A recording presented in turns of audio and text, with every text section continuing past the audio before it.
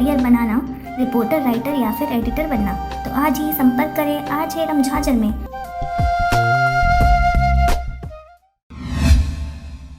खबर है बिलासपुर जिले के तखतपुर क्षेत्र का, जहां पर लगातार हो रही भारी बारिश से ग्राम पंचायत गुनसरी, पिपरहट्टा और लिमही में तबाही का मंजर देखा जा रहा है। यहां पर लगातार हो रही बारिश से लोगों का जीवन अस्त व्यस्त हो गया है।